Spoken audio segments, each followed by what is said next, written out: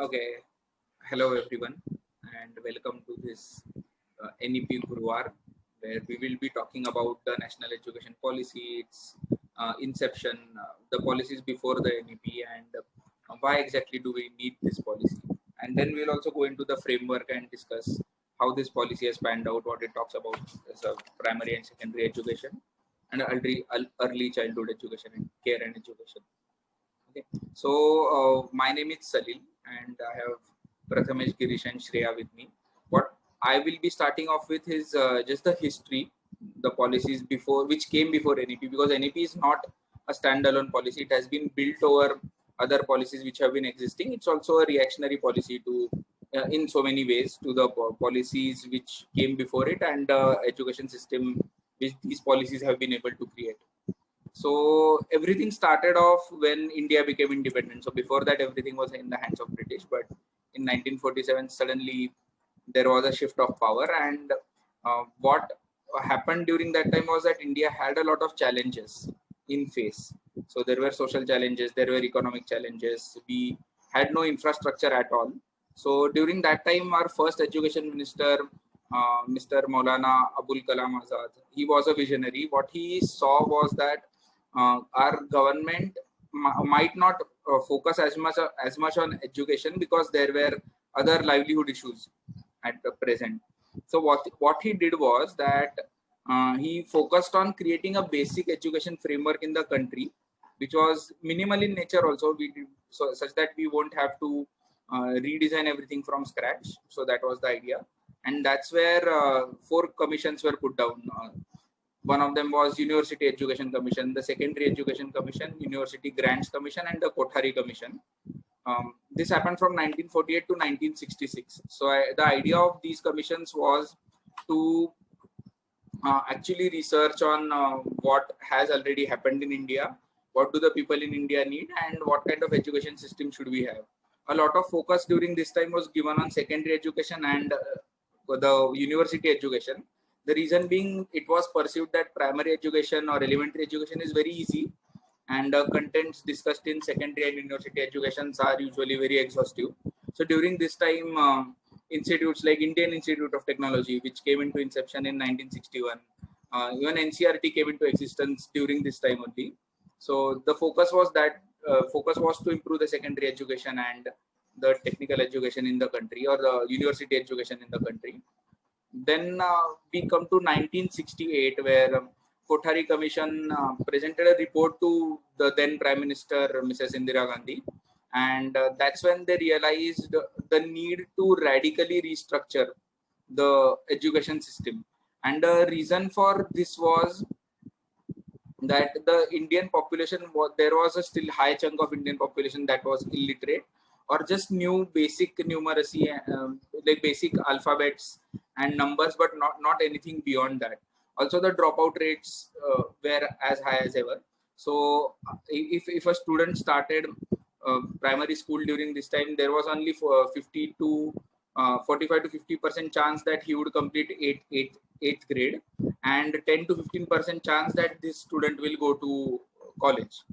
So these numbers were very low, and what they realized was that our development of the nation is dependent upon how educated our people are. So during this time, what Indira Gandhi realized was, Indira Gandhi and the Kothari Commission report said, was that let's have an education policy which actually creates a framework for education, and we are not using a borrowed framework from British.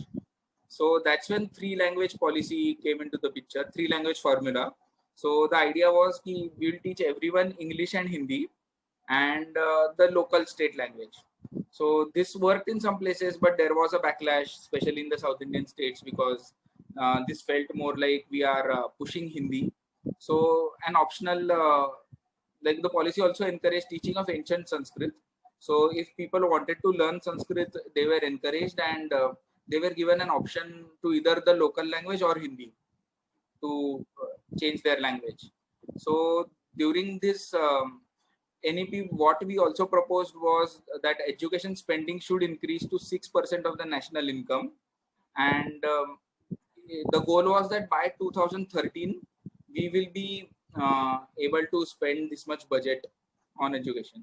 This is the previous education policy, 1968 or Yes, this is the 1968 Vara right, policy. right. Then in 1986, what happened was that's the time when we started realizing certain gaps in the policy which was already been made. So Rajiv Gandhi was the prime minister during that time. What uh, Rajiv Gandhi saw was that our policy, like we have a framework for education, but it is not very inclusive. So we need a new policy that calls for special emphasis on removal of disparities to equalize educational opportunities. That was the goal of that policy, and it put down specific clauses for Indian women, scheduled tribes, and scheduled caste communities to achieve social integration. The policy also called for expanding scholarships, adult education, recruiting more teachers from scheduled caste communities, incentives for poor families to send their school to children regularly. Um, so this all of these things came under this policy. Right to Education Act was drafted during this period only. It was not a part of this policy, but it was drafted separately. And the idea was that every student, irrespective of their caste, creed, religion, social standing, will be able to achieve education. So that was the goal. And what happened during this time was also emphasis on elementary education. So this was the first time when we realized that elementary education has a huge impact on how the students learn in the later grades also. So Operation Blackboard was initiated during this time, and the focus of Operation Blackboard was, one, to get students to the schools, and second was to improve the quality of education in the elementary levels. So this was created, and secondly, to focus on secondary education, the policy expanded the university system to open university system. So Indira Gandhi National Open University, which we know as IGNOU today. So that university started in 1985, and the 1986 policy actually legitimized universities like IGNOU to give university level education to all the people in India. So even the 1986 policy talked about spending 6% of GDP on education, even though that did not happen, but that was a goal that was set by this policy. The 1992 policy, just a revisit of 1986 policy. There were some amendments made in the policy, and the reason for this was, again, the 1986 policy focused a lot on elementary education and not so much on secondary education, apart from the schemes like IGNOU. So so we had PV Narasimha Rao government during this time. So what they thought of was that the education standards of India, or the quality of people our universities produce, is directly correlated to the economy of India. So that's why we need some very strong university-based education in India, and that is why we need some bodies which can directly monitor the university education, since government doesn't have enough resources and enough spread in the region to actually understand the university education that we need. A lot of focus was given to technical education during this time, because engineering was a field that was booming. So that's when entrance exams like JEE and AIEEE came as national level standards for engineering. Also, the state committees for technical education were developed, like AICTE, UGC. These committees provided grants to the colleges and also created state level entrance exams. So what was ensured by this time, that both the state and the center have control on the university education and the quality that quality of education that these universities are giving. So this was a revolutionary step towards university education very specifically.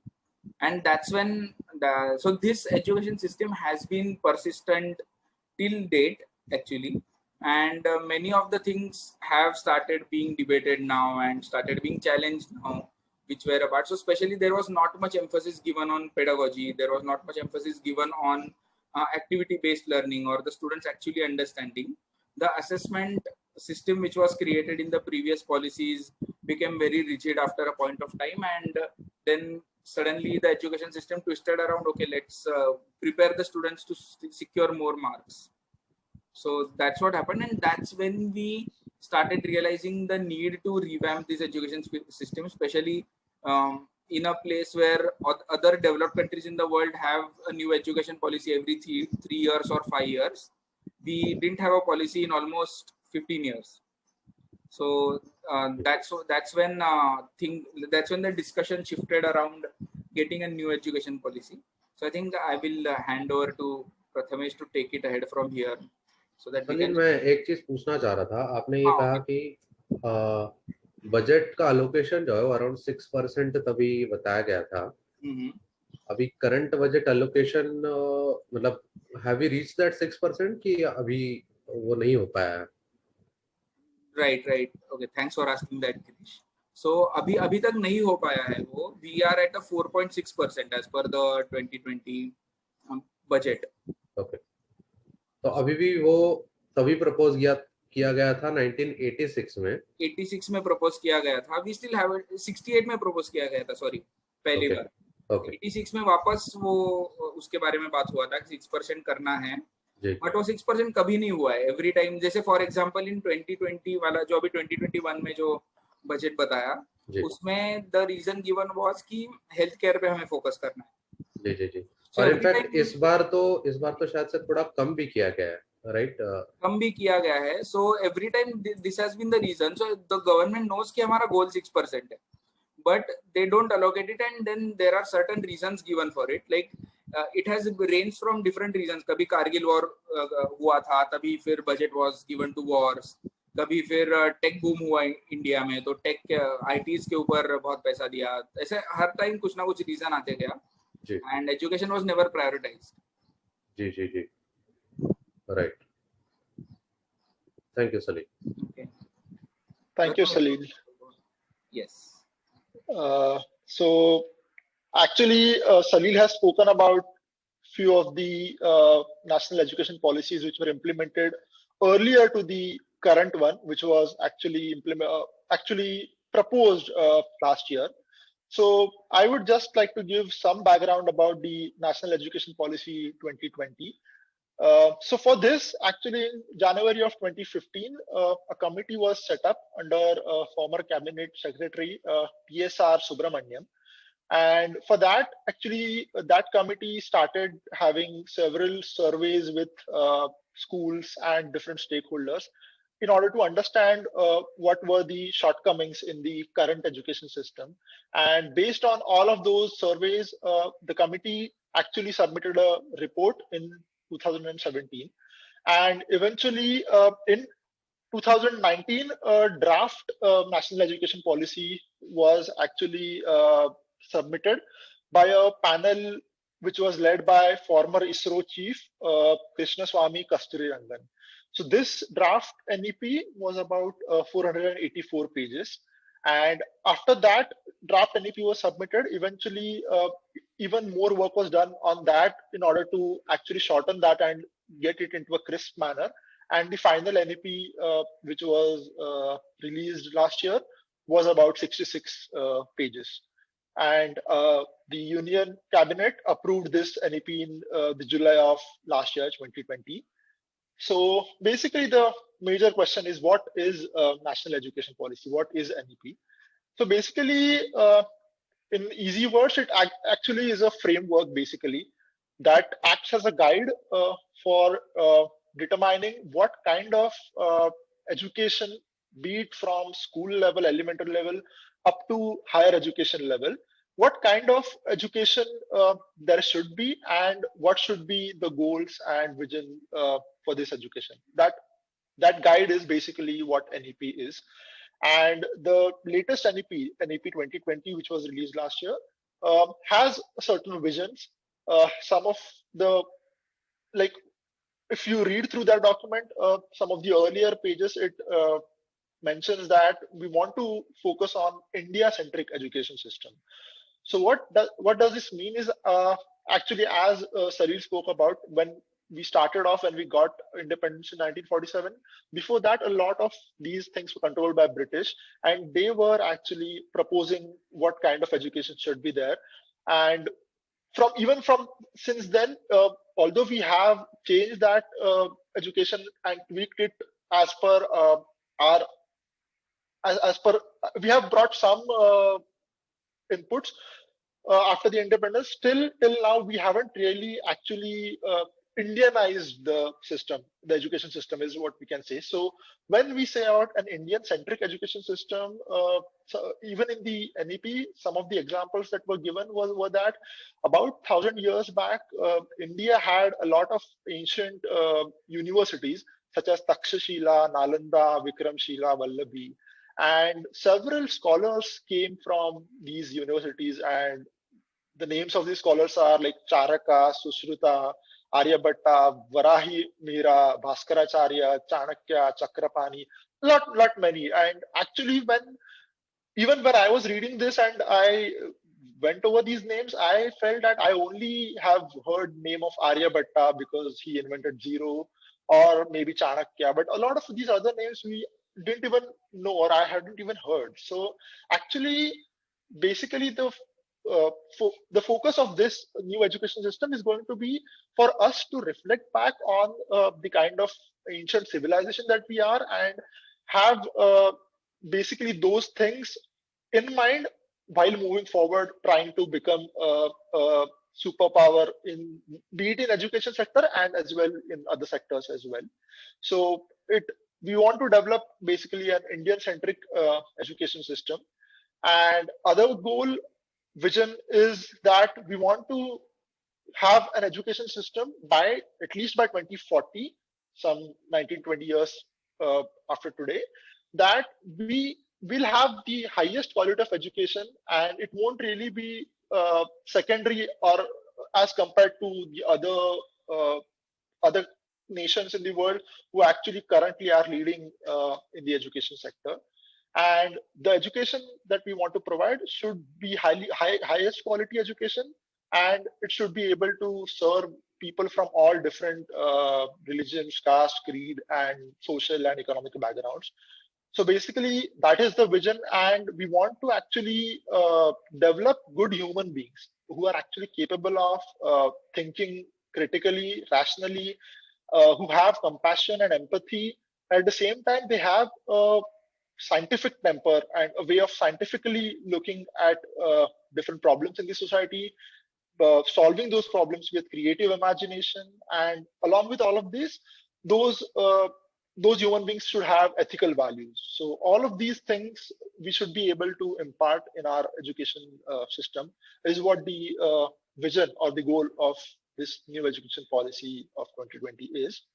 And I would like to talk about some of the major points that this NEP has actually laid down. And basically अगर हम आज देखते हैं तो जिस तरीके का schooling के टाइम पे एजुकेशन होता है, हम देखते हैं कि बहुत बार स्टूडेंट्स, एक टेक्स्ट बुक है और एक लेसन होता है, उसके पीछे कुछ क्वेश्चंस होते हैं, students are more focused on उस स्पेसिफिक क्वेश्चन का आंसर क्या है, तो वो फिर उस लेसन में जाके उतना पैराग्राफ पढ़ के वो एक मेमोराइज करते हैं, जिसे हम हिंदी में रट्टा मारना कहते हैं. तो वो सिर्फ किया जाता है, and in the exam students basically get questions in the question paper, and then they write down the memorized answers that they actually saw in that paragraph in the textbook. But what this new education policy envisions is that students should not really be memorizing stuff, but they should be learning how to learn. So basically there should not be an initial set of questions ki जिसके बारे में ही students ने पढ़ना चाहिए. Rather, students should develop in such a way that उनके सामने कोई भी क्वेश्चन आए तो they should be able to think through and think rationally, and खुद के सोच के उन्होंने जो पढ़ा है पहले उसके हिसाब से उन्हें उस समय पे आंसर्स बनाना आना चाहिए. और रादर आंसर्स बनाने से ज्यादा आई वुड से स्पेसिफिक जो प्रॉब्लम सॉल्व करना है, जो अभी कोई भी सब्जेक्ट जब स्टूडेंट्स पढ़ते हैं तो उसमें कोई क्वेश्चन जब आता है तो वो क्या होता है, तो बेसिकली जो कॉन्सेप्चुअल नॉलेज उन्होंने वो जो टेक्स्ट बुक में चैप्टर पढ़ के लिया है उसके बारे में वो एक क्वेश्चन होता है कि उसका आंसर क्या होना चाहिए. तो student should really be able to conceptually understand जो टेक्स्ट बुक में वो चैप्टर में सिखाया गया था, और उस हिसाब से उन्होंने आंसर्स देने चाहिए, rather than actually memorizing the stuff from the textbook. Along with this, another thing जो NEP में दिया गया है जो वो है कि student should be able to critically think and solve problems. So basically हम जैसे देखते हैं कि अगर साइंस का सब्जेक्ट हो तो सिर्फ एक पीरियोडिक टेबल जो 8-9 स्टैंडर्ड के स्टूडेंट्स पढ़ते हैं और फिर उसके हिसाब से कौन सा केमिकल क्या कैसे रिएक्ट करता है उसके बारे में सिर्फ वो याद रखते हैं और उस हिसाब से सिर्फ आंसर्स देते हैं, उससे ज्यादा एक्चुअली वो एक प्रैक्टिकल लेवल ऑफ थिंकिंग आना चाहिए and students actually critically they should be able to think on these terms की ये एक्चुअली चीजें किस तरीके से क्या रिएक्ट हो रहा है और इसका एक्चुअली रियल लाइफ में उसका कुछ एग्जाम्पल उन्हें समझ में आना चाहिए, rather than only text book में वो रिलेट कर पाना और बाद में पूरी जिंदगी में वो कभी वो केमिकल का नाम भी नहीं सुनेंगे या फिर तो if we actually have the system in a way कि वो सिर्फ टेक्स्ट बुक में पढ़ के that's it, then students aren't really going to take interest as well वो पढ़ने में। rather जब students को real life world के साथ example के साथ co-relate किया जाएगा and actually जब हम ऐसे तरीके से उनको पढ़ाएंगे जहाँ पे students should be able to think through and think critically about a certain concept or certain topic that is being taught, तभी वो students actually कुछ सीख पाएंगे जो meaningful होगा। So this is another vision that this new education policy has. Another one is हमें basically multidisciplinary approach होना चाहिए एजुकेशन का। अब multidisciplinary मतलब क्या है? तो basically हम देखते हैं कि अभी का जो करंट स्ट्रक्चर है जो सिर्फ 10 हम लोग फर्स्ट टू 10 स्टैंडर्ड पढ़ते हैं और उसके बाद 11-12 मतलब 10+2 का करंट स्ट्रक्चर है। जो नया पॉलिसी आ रहा है वहां उसमें प्रपोज किया गया है कि the structure should actually be 5+3+3+4 जहाँ पे 5 में से first 3 years would actually be the current nursery और जूनियर केजी का जो सिस्टम है एंड फर्स्ट सेकंड स्टैंडर्ड का सिस्टम है वो भी इस 5 में आना चाहिए and then it should be +3 मतलब second to fifth again +3 which is 6 to 8 and then +4 which is like 9 to 12।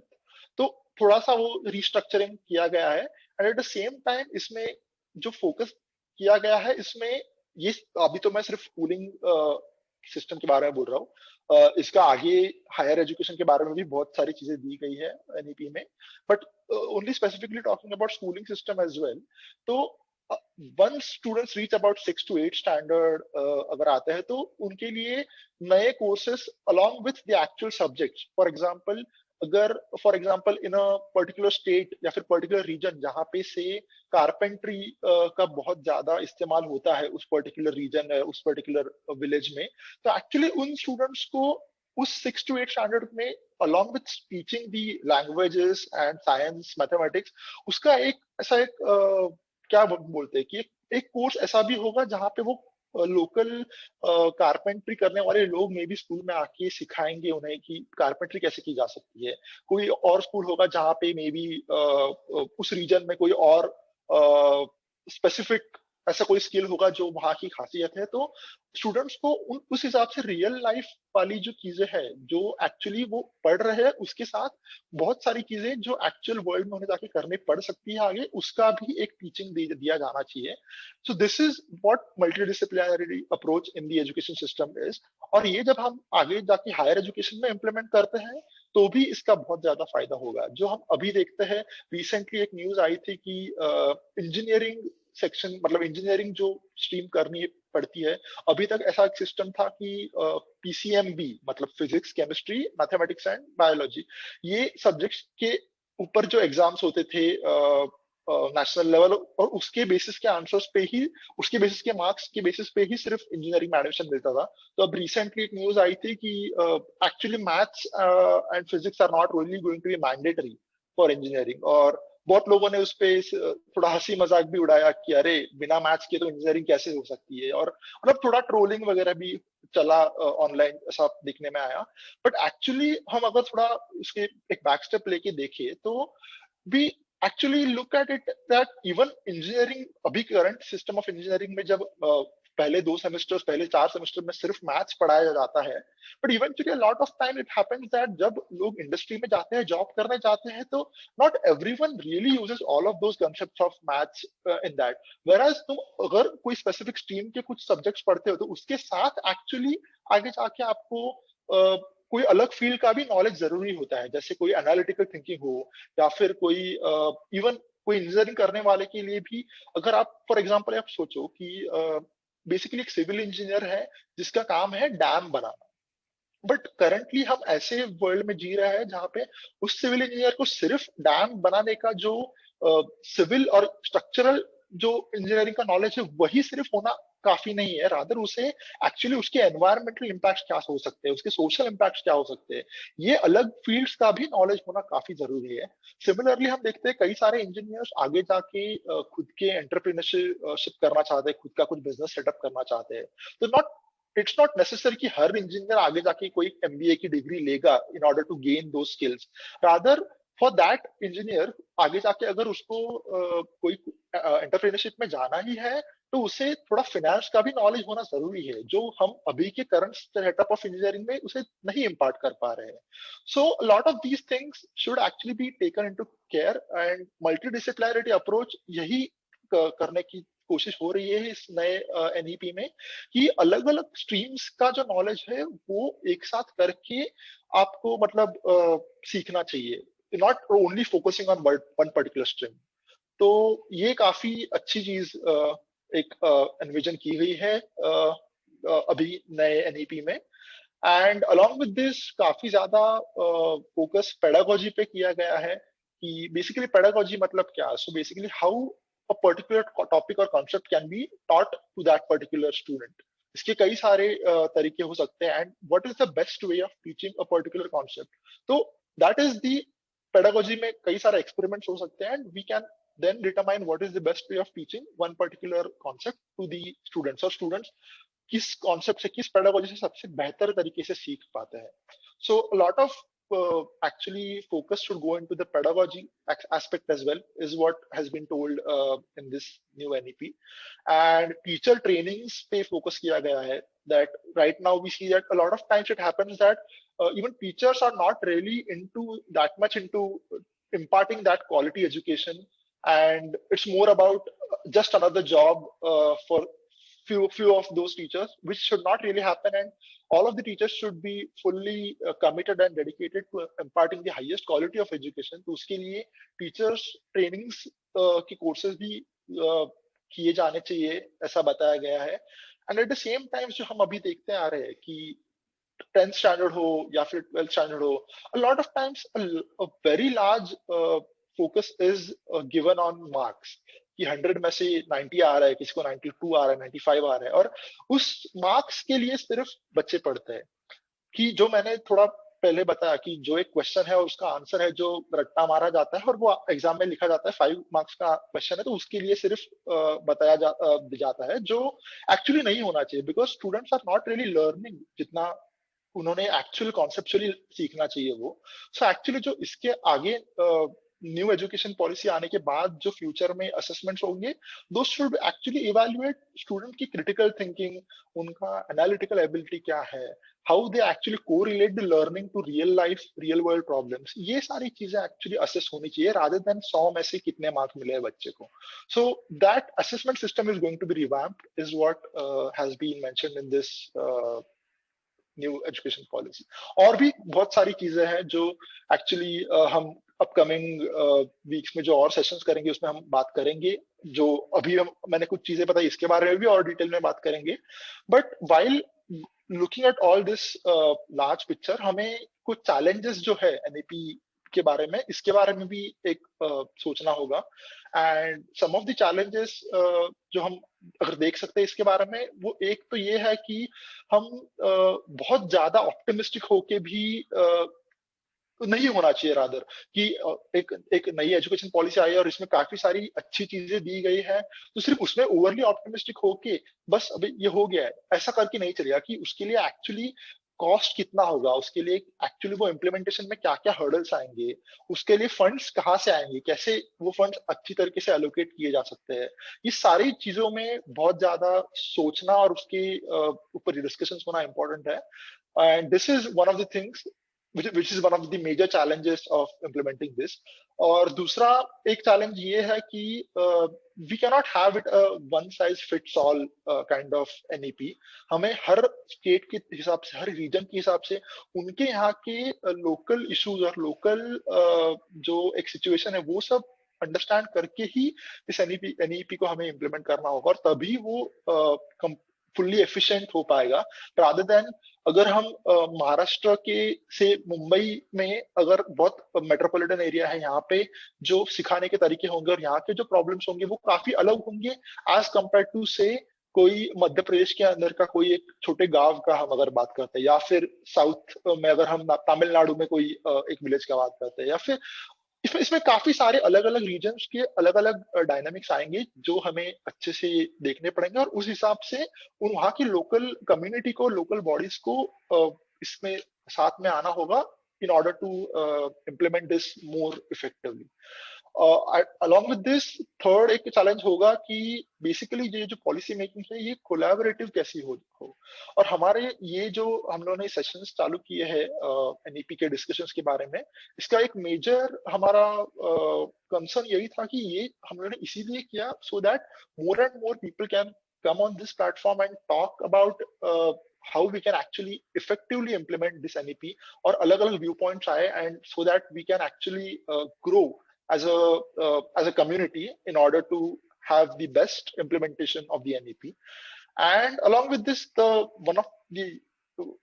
another hurdle I would like to talk about is ये सिर्फ एक कोई political issue नहीं होना चाहिए कि भाई बस एक NEP बना दी है तो अब मतलब बहुत अच्छी एनईपी है, ये तो बहुत सारे जो लोग पढ़ रहे हैं वो ये तो बोल ही रहे हैं, बट सिर्फ एक एनईपी का ड्राफ्ट और या फिर एनईपी का एक डॉक्यूमेंट बना के उसे छोड़ दिया, इतना ही नहीं होना चाहिए। रादर उसको एंड जो हम बोल रहे कि 2030 की गोल्स हो, 2040 की गोल्स हो, तो all of these goals, how they can be reached in an effective manner, and we can provide the highest quality of education to the most downtrodden people as well. इसके बारे में पूरा end to end सोचना जरूरी है। So we would like more and more stakeholders to actually come upon this platform and discuss about various issues of implementation of NEP in the upcoming weeks. तो इसीलिए मैं ये कह के अभी गिरीश को हैंड ओवर करता हूँ so that he can actually talk about what is the need of this new education policy. Over to you, Girish. Thank you, Prathamesh. काफी अच्छी तरीके से आपने समराइज किया हुआ है। हम बिल्कुल ज्यादा से ज्यादा लोग चाहेंगे, ज्यादा से ज्यादा स्टेक होल्डर चाहेंगे कि हमारे साथ जुड़े। इन्होंने काफी ससिंक्टली भी बताया कि किस चीजों पे फोकस करना है, या फिर जो कुछ भी न्यू एजुकेशन पॉलिसी मेंशन कर रहा है। लेकिन ये फर्स्ट ऑफ ऑल ये न्यू एजुकेशन पॉलिसीज और इसके पहले वाले भी जो न्यू एजुकेशन पॉलिसीज थी वो क्यों है, मतलब why at all do they bring this new education policies. तो let's just take two scenarios, ठीक है, एक ideal scenario and not so ideal scenario. ठीक है, जो नॉट सो आइडियल सिनेरियो है उसमें हम ऐसे सोच सकते हैं कि वहां पे एजुकेशन एक्सेसिबिलिटी नहीं है, इक्विटेबल एजुकेशन नहीं है, and inclusive education नहीं है। This is a not so ideal scenario. In an ideal scenario, ठीक है, let's just take a basic assumption. ठीक है, basic assumption यह है कि if you have good education, if आपके पास अच्छा education है तो on an average you are more likely to live a more efficient life, right? And therefore a relatively more easier life. यानी कि आपके पास अगर जानकारी है, अगर आप चीजों के बारे में जानते हैं तो आपकी लाइफ थोड़ी सुकर होगी, थोड़ी आसान होगी, थोड़ी एफिशिएंट होगी। However, अभी क्या हो रहा है कि times are changing fast, right? काफी नई नई चीजें आती जा रही हैं। काफी कॉमेडी लगता है, लेकिन टाइम्स नॉर्मली इससे पहले जितने चीजें चेंज हो रही थी, जिस स्पीड से चेंज हो रही थी, टाइम्स आर चेंजिंग फास्टर ना, मतलब काफी नई चीजें, काफी न्यू वेरिएबल्स इसमें ऐड होते जा रहे हैं। And this is basically because technology is a new factor, and technology की वजह से काफी नई चीजें इसमें ऐड होते जा रही है, right? Due to this new variables, okay, अभी जैसे न्यू वेरिएबल्स यानी कि कौन से वेरिएबल्स, मैं आपको थोड़े एग्जांपल्स देता हूँ। जैसे कि ऑनलाइन लर्निंग हुआ, या फिर डिजिटल पेमेंट्स हुआ, इलेक्ट्रिक मोबिलिटी हुआ, सोलर एनर्जी हुआ, करेक्ट, सोशल मीडिया मार्केटिंग हुआ, या फिर ऑनलाइन बाइंग हुआ। अभी ये when this variables get added, if you are not a person who knows how to learn and unlearn, ठीक है, अगर समझे ये नई कोई चीज ऐड की गई और आपको ये जानकारी ही नहीं है, या फिर आप में वो क्षमता ही नहीं है कि आप ये नई चीज लर्न करें और आपकी जो पुरानी चीज है उसको अनलर्न करें, यानी कि भूले। क्योंकि अगर कोई नई चीज अडॉप्ट करनी है तो आपको पुरानी जो चीजें हैं उनको छोड़ना जरूरी होगा। करेक्ट। अगर आप आपका जो नॉर्मल छोटा वाला ही मोबाइल है जो कि एंड्रॉयड नहीं है, वही अगर मोबाइल आप यूज करोगे तो आप डिजिटल पेमेंट्स तक नहीं पहुंच पाओगे। आप आपके नॉर्मल बैंक अकाउंट्स आपके मोबाइल के थ्रू नहीं कर पाओगे। अगर आप सिर्फ पुराना मार्केटिंग का तरीका ही यूज करते रहे तो आप सोशल मार्केटिंग तक पहुंच ही नहीं पाओगे। करेक्ट, सोशल मीडिया मार्केटिंग तक। तो ये जो नए वेरिएबल्स हैं इनको लर्न करना जरूरी है और जो पुरानी चीजें उनको अनलर्न करना जरूरी है। राइट। और जिस वजह से क्या होता है, अगर आप लर्न अनलर्न नहीं करते हो तो क्योंकि ये रेट जो है, ठीक है, चेंज का रेट जो है वो इतना फास्ट है कि आपका जो लाइफ है वो इनएफिशिएंट हो जाता है। करेक्ट। आपके पास और दिक्कतें बढ़ती जाती हैं क्योंकि ये नई नई चीजें ऐड होती जा रही हैं और आप उस चीज को लर्न नहीं कर पा रहे। राइट। तो आपका जो लाइफ है वो और इनएफिशिएंट होते जा रहा है। और इसी वजह से ये पॉलिसी जो है वो काफी ज्यादा रेलेवेंट होती है, क्योंकि आप जैसे ही पॉलिसी रीड करना शुरू करोगे तो पहले ही कुछ पैराग्राफ में वो ये कहते हैं कि हम बच्चों को सिखाना चाहते हैं कि कैसे चीजों को लर्न करना है। राइट। वो ये मेंशन करते हैं कि we want to teach the students how to learn.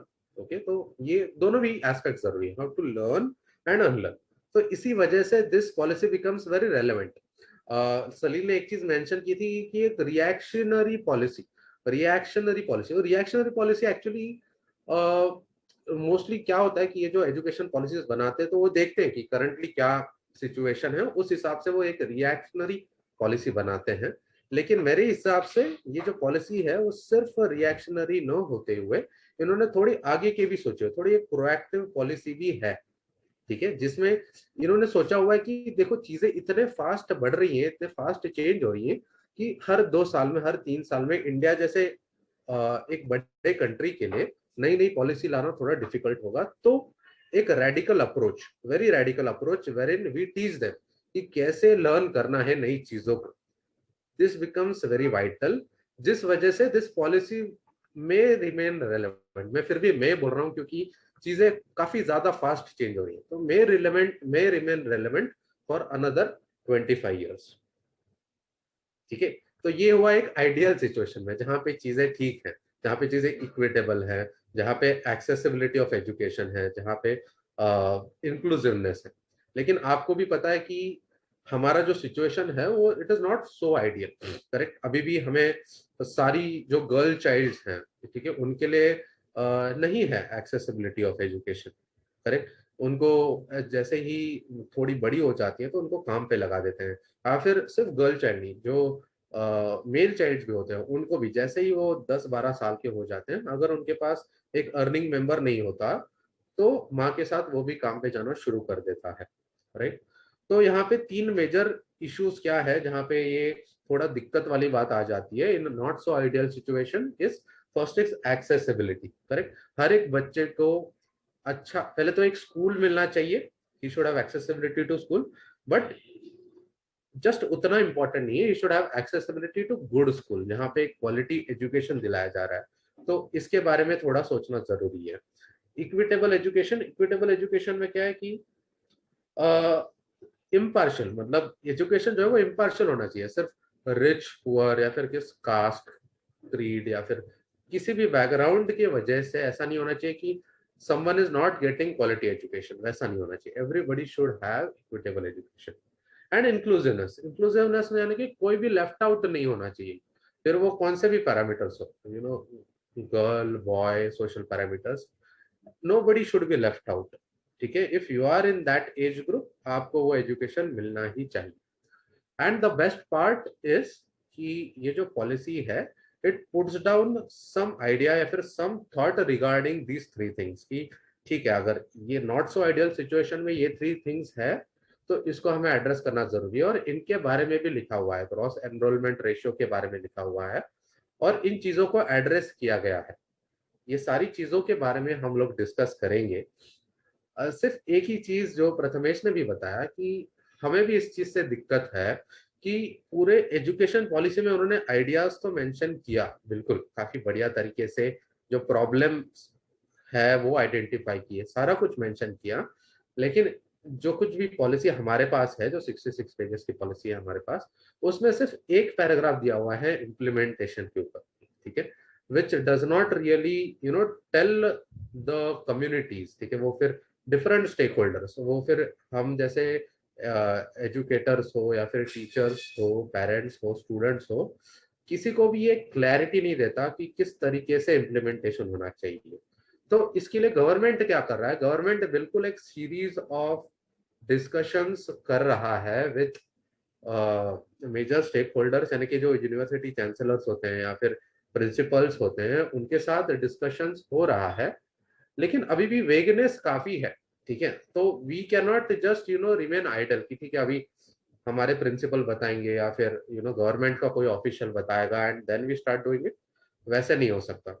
If we really want to become an education super power and a super power in reality generally also, तो हमें एक ज्यादा प्रोएक्टिव अप्रोच रखने की जरूरत है, जहाँ पे सारे स्टेक होल्डर्स, हम जैसे स्टेक होल्डर्स एक साथ आएंगे and we start discussing and also hold some people accountable.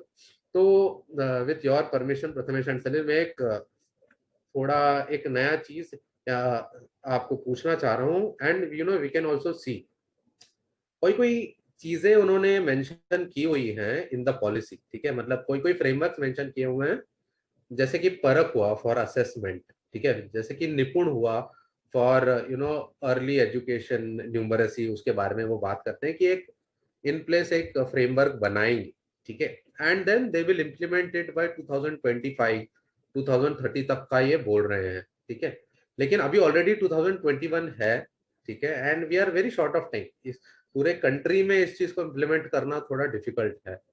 तो let's just Google this thing कि ठीक है अगर उन्होंने निपुण ये चीज बोली है, ठीक है, निपुण, तो what is the current status of निपुण, ठीक है, लेट्स जस्ट ट्राई एंड सी कि एक सिंपल गूगल सर्च करके देख लेते हैं कि इन्होंने निपुण के बारे में जो है एक फ्रेमवर्क दिया हुआ है कि निपुण है, तो निपुण के बारे में क्या इनका कुछ भी प्रोग्रेस हुआ है, ठीक है, इसके बारे में मैं जस्ट एक चेक करता हूँ आपके साथ, जो है स्क्रीन शेयर करता हूँ, एक सेकेंड।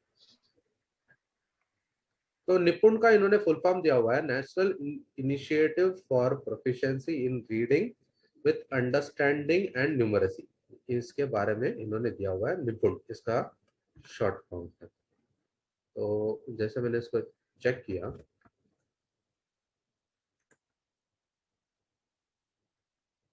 तो यहाँ पे मेरे पास कुछ आर्टिकल्स आए हुए हैं अलग अलग, इसमें मैं एक फिल्टर लगा देता हूँ, आपके साथ पहले स्क्रीन शेयर कर देता हूँ।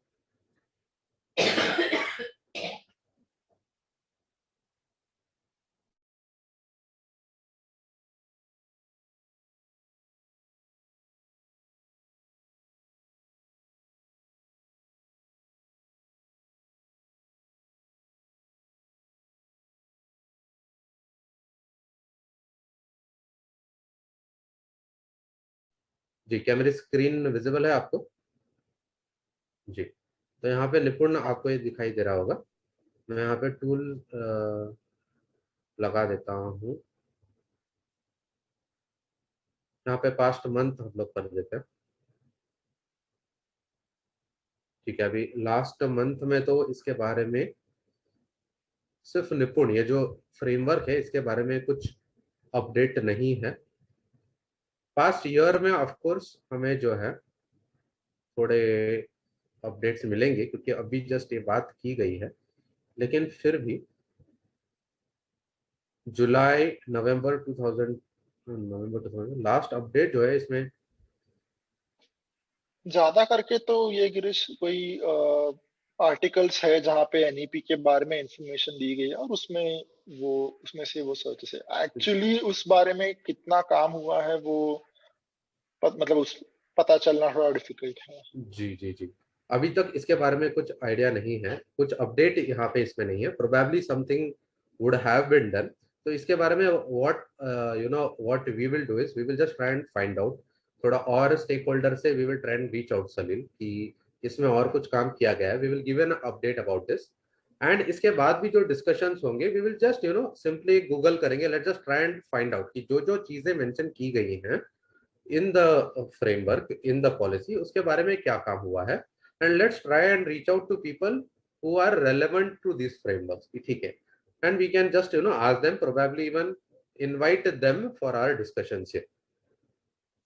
Right, Girish. I think many of the things in NEP like framework propose किए हैं, and then अभी either government is doing discussions on them या फिर some private firms are doing discussions on them. तो वो एक तो resources हम access कर ही सकते हैं, फिर we can get those people on the call as you said. So all we have to do is just keep an eye on what's happening with every framework. जैसे अभी ये निपुण हो गया, या फिर even there is a framework for ECC, early childhood care and education, या फिर FLN के बारे में भी काफी discussions हो रहे हैं. तो the mandate for example FLN में mandate किया गया है कि central government will just set goals and act as an advisory, and state governments will act as the actual implementers of those policies, of those goals. So उसके लिए ये सारा जो discussion होगा वो state के level पे होगा जी. और FLN. It will look different for Nipun, it will look different for higher education वाले जो frameworks दिए हैं. FLN का ये तो हर एक चीज का वो समझना जरूरी है कि implement उसको कौन कर रहा है. Exactly. So let's just reach out to these people. Okay, we will try and reach out to these people so that we understand on the implementation side what is happening. Okay, because we really want that part to be good. इसी के लिए हम चाहेंगे कि ज्यादा से ज्यादा stake holders जो कि ये चीज देख रहे हैं, जो कि ये वीडियो देख रहे हैं, और आपको अगर इंटरेस्ट भी है एजुकेशन के रिलेटेड, तो आप ज्वाइन कीजिएगा. आपका वॉइस मैटर करता है. Salil Girish, you are on mute. Sorry, Salil Prathamesh, आप और कुछ ऐड करना चाहेंगे? Yes, I mean definitely +1 to what Girish said. Ki, as many voices we get, it would be the best. And I think even government envisions educators to come together, profit, non-profit, like from think tanks. Everyone, if they come together, they will be able to we will be able to envision different perspectives of the policy. So मैं भी यही कहना चाहूंगा कि हमने ये NEP गुरुवार नाम की सीरीज स्टार्ट की है, और आज का ये फर्स्ट सेशन था हमारा, और ईच थर्सडे मॉर्निंग 7 AM को हम ये सेशन करेंगे. एंड इवेंचुअल वीक्स में हम हर एक सेक्शन जो है नेशनल एजुकेशन पॉलिसी के अंदर जो स्पेसिफिकली अर्ली चाइल्डहुड केयर के बारे में बात करता है, फिर होगा अर्ली स्कूलिंग एजुकेशन, फिर थोड़ा सेकेंडरी स्कूलिंग, फिर जाता है हायर एजुकेशन तक. इसमें और सारे कई इंटरमीडिएट सेक्शंस है. तो हम अपकमिंग वीक्स में इन स्पेसिफिक सेक्शंस के बारे में और डिटेल में बात करेंगे. एंड वी वुड लाइक जितने और ज्यादा लोग हमारे साथ इस डिस्कशन में शामिल होंगे, एक अलग व्यू पॉइंट आएगा, और इवेंचुअली ये सारे व्यू पॉइंट साथ में आके we can reach a stage जहाँ पे हमारे पास बहुत अच्छे आइडियाज है, और even we can write to government, we can propose to the government and the other stake holders who are going to implement this, जो अगर हमारे पास अच्छे सजेशंस है और उन्हें किस तरीके से ये चीजें इम्प्लीमेंट करने में हेल्प हो सकती है. तो I would like to request everyone and encourage everyone to join these sessions and bring forth your